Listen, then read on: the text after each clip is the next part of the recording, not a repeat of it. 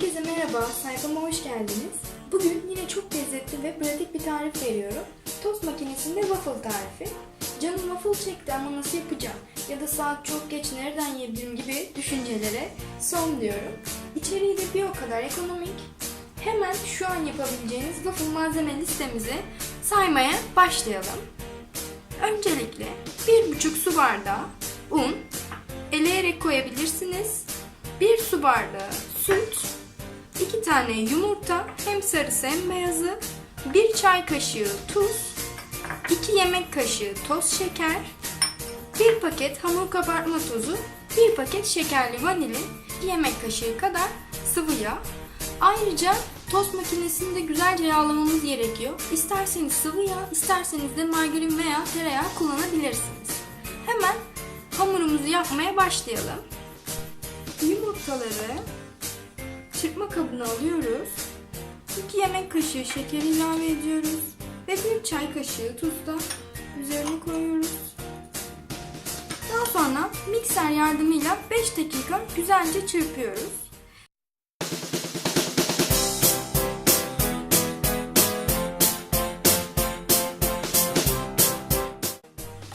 Bu şekilde bir kıvam elde ediyoruz. Göstereyim hemen. Köpüklü bir yapısı var.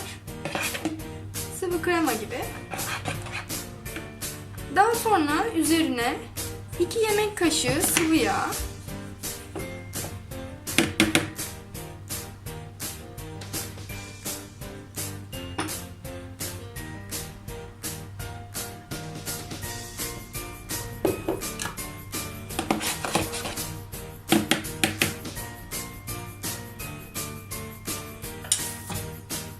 ve 1 bardak sütümüzü ilave ediyoruz.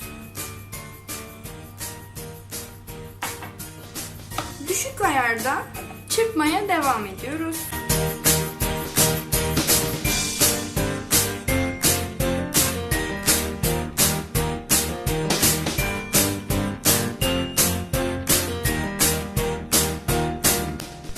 Sütü de iyice karıştırdıktan sonra geri kalan malzemeleri de ekleyebiliriz.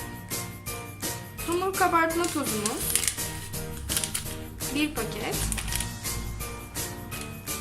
şekerli vanilin 1 paket yine aynı şekilde ve unu azar azar ekleyelim.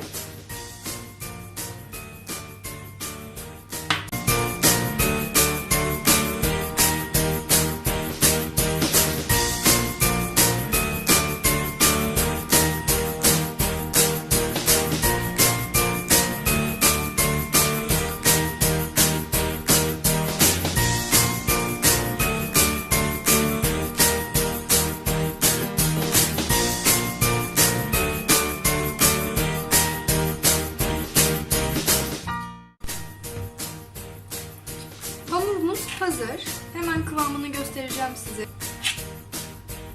Boza kıvamında bir hamur elde ediyoruz. Ve süsleyeceğimiz malzemeleri hazırlayalım. Meyveleri soyup kesmeye başlayalım. Bu sırada tost makinenizin fişini takın ve ısıtmaya bırakın. O da yine aynı şekilde en düşük ayarda ısınması gerekiyor. Ben muz ve kivi kullanacağım.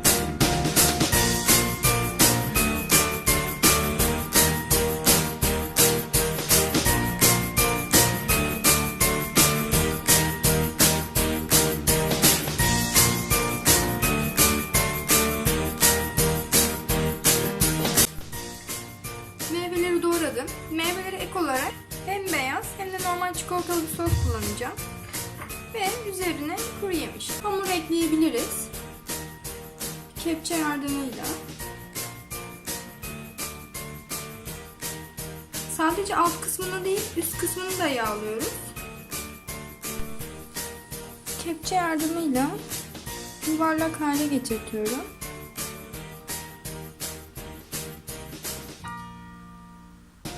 Elimle tutuyorum. Kesinlikle kapatmıyorum. Yavaş yavaş zaten kabarmaya başlıyor.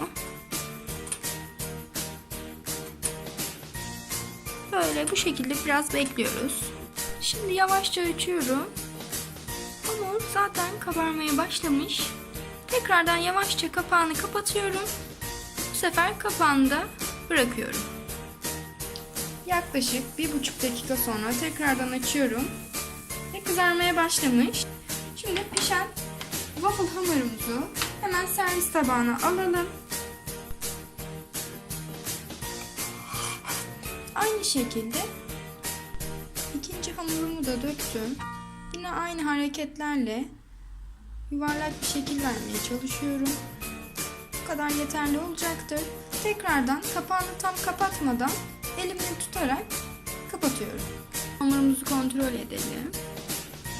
Şimdi yavaşça kapağı bırakabiliriz. Elimi de çekiyorum.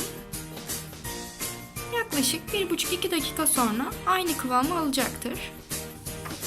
Gayet kızarmış. Güzel bir waffle hamuru elde ediyorum. Sizin tost makinenize göre pişirme süresi değişebilir. 2 tane waffle hamuru pişirdim. Gördüğünüz gibi daha bir sürü kaldı. Bundan da yaklaşık 4 tane çıkar diye düşünüyorum. Bunu buzdolabında 3 gün boyunca saklayabilirsiniz. Hiçbir şey olmaz. Ben öyle yapacağım. Şimdi sadece 2 tanesini süsleyelim. Çift kat yapacağım bunu da. O yüzden 2 tane yaptım. Hemen alt katını süslemeye başlayalım. Buraya isterseniz Nutella sürebilirsiniz.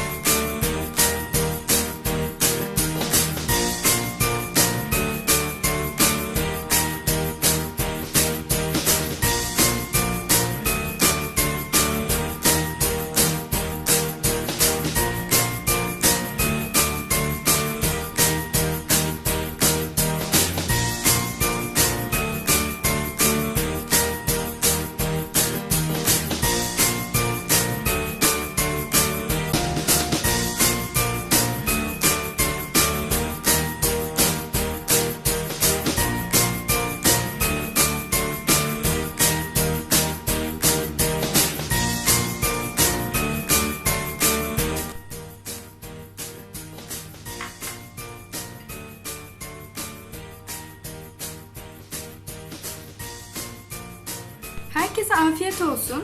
Kanalıma abone olmayı, yorum yapmayı, beğenmeyi unutmayın. Bunun gibi lezzetler de gelmeye devam edecek. Her zaman basit ve pratik lezzetler tercih ediyorum. Her bütçeye uygun, olabildiğince lezzetli. Tekrardan afiyet olsun.